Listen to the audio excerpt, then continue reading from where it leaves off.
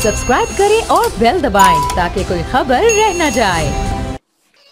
इस वक्त Barcelona taxi sector को दरपेश मसाइल क्या हैं जिनकी बुनियाद पर आप इलेक्शन लड़ने जा रहे हैं, आपका एजेंडा क्या है?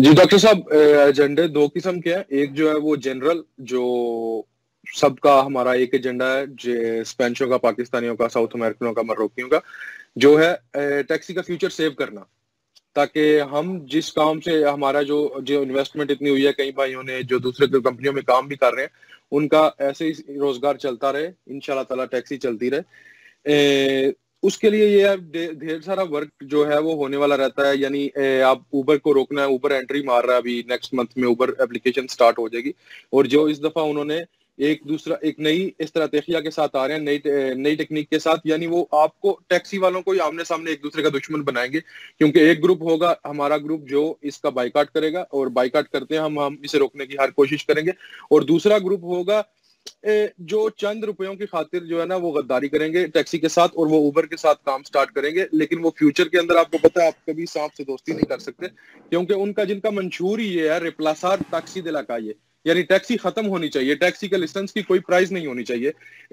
हर बंदा ओपन मार्केट, जैसे अमेरिका में मर्कादो लिब्रे, वो अप्लाई करना चाहते हैं, यानी वो अभी तरदे हो टेम्प्रानो उन्होंने ये काम करना ही करना है। उसके लिए बहुत सारा काम रहता है, बहुत सारी देनुंसिया, बहुत सारे रेगलामेंटों की, क्योंकि एक छोटी सी चिक भी चेंज हो जाए तो वो पूरी ट्रांसपोर्ट का आपका मतलब ही चेंज हो जाता है यूरोप में, तो उसके लिए काफी काम रहता है। उसके अलावा हमारी कम्युनिटी का जो है, उसके लिए हमें जो मसाइल दरपेश है, एक काम अब थोड़े दिनों पहले ही हुआ है, जो इन्होंने पाकिस्तानियों, जो एक्स्ट्राखेरो है मिसाल के तौर पे, पाकिस्तानी, इंडियन, बांग्लादेशी, उनके लिए लैंग्वेज कोर्स इन्होंने B1 लेवल का कर दिया है, जो नेशनलिटी से भी ज्यादा हार्ड है। नेशनलिटी का एग्जाम अगर आपने देना होता है वो दे ले, वो उससे बहुत ज्यादा आसान है, और टैक्सी के आने के लिए मुश्किल है, क्योंकि हमें ये महसूस हुआ ये इन्होंने सिर्फ इसलिए किया ताकि और ज्यादा पाकिस्तानी या बाहर के लोग अंदर ना आ सकें। उसके लिए हमने डेलीगेशन दे गवर्नर उनसे भी बात की है, और उसके बाद हमारी जो है अपनी पार्टी के अंदर भी मेरी बातचीत चल रही है। हम ये इंशाल्लाह ताला इसको खत्म कराना है, वापस दोबारा नॉर्मल लेवल पे है, ताकि ज्यादा से ज्यादा लोग एक्सेस कर सकें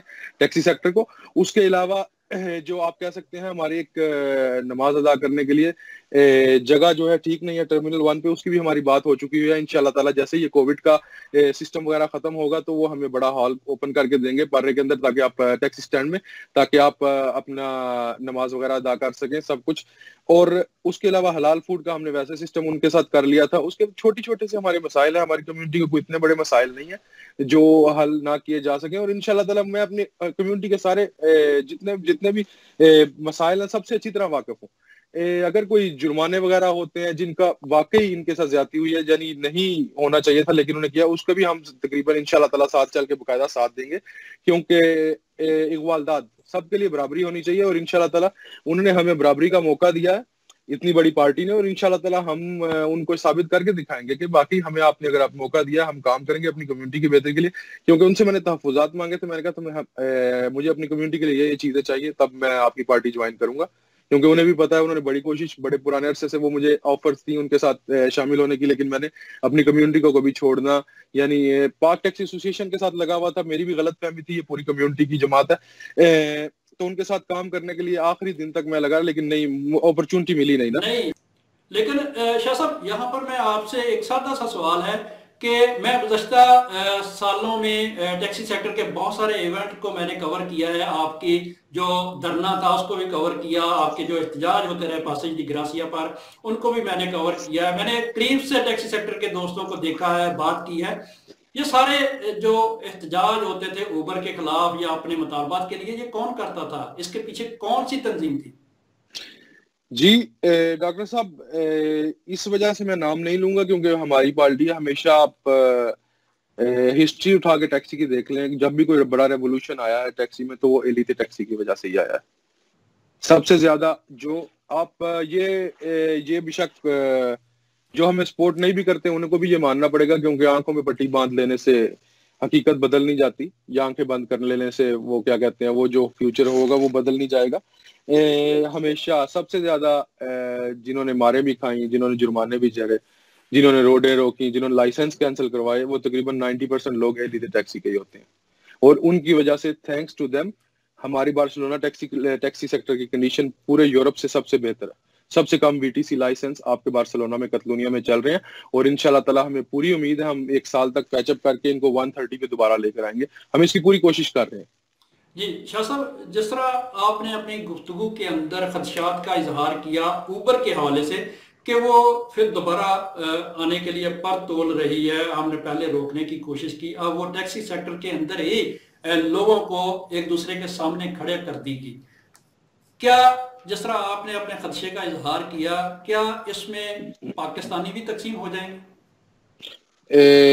कुछ हैं पाकिस्तानी जो उबर के साथ भी काम करना चाहते हैं, दरपर्दा उनके साथ मिले भी हैं? सुनने में आ रहा है कुछ होंगे, लेकिन लोग क्लियर अभी सामने नहीं आए। डॉक्टर साहब सीधी सी बात है, मुझे तो मेरा आइडिया बहुत क्लियर है। बेशक मेरा सगा भाई भी उबर से काम करेगा तो वो मेरा दुश्मन होगा। मेरे लिए ये बात बहुत क्लियर है, यानी मेरा सगा भाई भी आगे उबर में एंट्री करा ले तो वो लेकिन जिस तरह शाह साहब पूरी दुनिया के अंदर उबर अपने पंजे गाड़ रही है, क्या हम कतलूनिया को बचा लेंगे? हमने बचाया हुआ है, कितनी दफा मार खा के गए हैं डॉक्टर साहब। यहाँ से रेवोल्यूशन जो है ना छोटे छोटे कामों से शुरू होते हैं, ठीक है? हमें पता है हम उनके सामने एक जर्रा भी नहीं है, लेकिन हम अड़ के खड़े हैं अपनी जगह। आप बताएं 2 दफा आप कोई दुनिया का मुल्क दिखा दे, शहर दिखा दे जहां पे उबर ने अपनी सर्विस स्टार्ट की हो, बंद की हो बाद में, कहीं भी आपको ऐसी मिसाल नहीं मिलेगी। अब भी आपको उम्मीद है? इंशाल्लाह ताला 100%।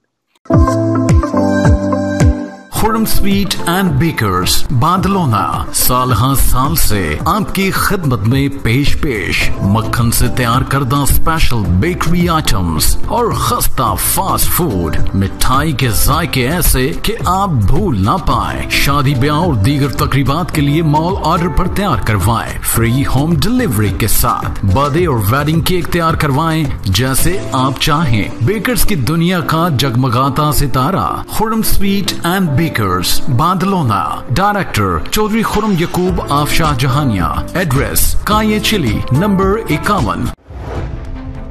आवाज बुलंद होगी तो होंगे मसाइल हल। निशानदही जरूरी है, आज हो या कल। हम पहुंचाएंगे आपकी आवाज पाकिस्तान के मुतल्लिका इदारों तक। प्रोग्राम आवाज़े दोस्त, तारिकीन वतन पाकिस्तानियों का अपना प्रोग्राम।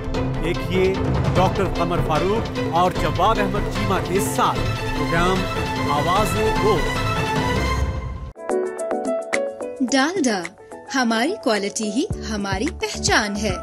आपका और हम सबका पसंदीदा डालडा सनफ्लावर ऑयल और देसी घी अब यूरोप में तमाम छोटे बड़े स्टोर्स पर दस्तयाब है। डालडा को यूरोप भर से होलसेलर्स और डिस्ट्रीब्यूटर्स की फौरी जरूरत है। मजीद मालूमात के लिए अभी राब्ता करें 0034 6427 9388। सब्सक्राइब करें और बेल दबाएं ताकि कोई खबर रह न जाए।